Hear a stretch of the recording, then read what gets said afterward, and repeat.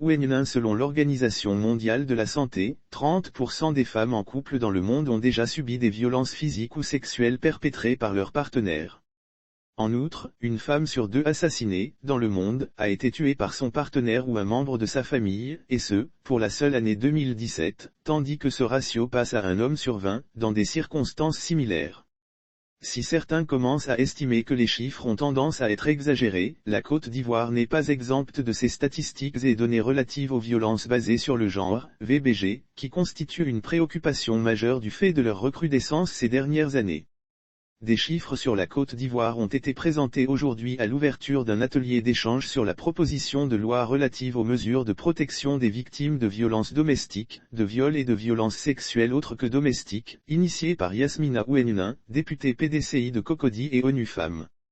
Selon leurs données provisoires que certains contestent, de janvier au 30 septembre 2021, ce sont 3019 cas de VBG qui ont été enregistrés dont 454 cas de viol, 152 cas d'agression sexuelle hors MGF, 21 cas MGF, 729 cas d'agression physique, 1079 cas déni de ressources, 64 cas de mariage forcé, 520 cas de violence psychologique et émotionnelle, 2202 cas de violence domestique, 134 cas de violence conjugale.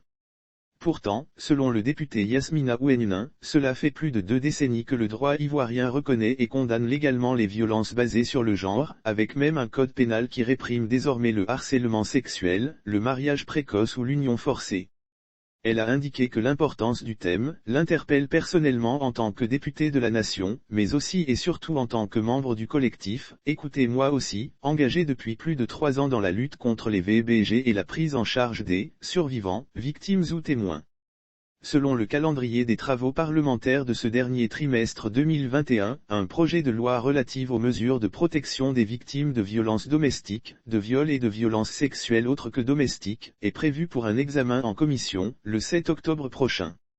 Le député estime que ceci démontre la prise de conscience des pouvoirs publics sur le sujet. Elle a à l'occasion salué le ministre Nasseneba Touré qui ne ménage aucun effort sur le sujet et a rendu hommage au Comité national de lutte contre les VBG qui, sur ses instructions éclairées, accomplit déjà un travail remarquable.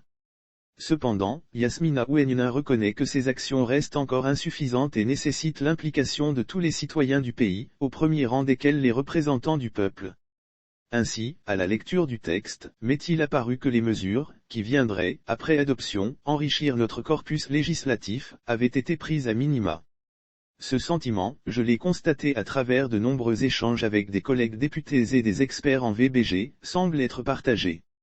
Il m'a donc semblé évident qu'il nous fallait conjuguer nos efforts et travailler en synergie, gouvernement, députés, ONGs et organisations de la société civile, afin de produire, dès aujourd'hui, plaidoyers et amendements susceptibles d'impacter positivement et d'améliorer significativement ce projet de loi sur la protection des victimes, s'est-elle justifiée.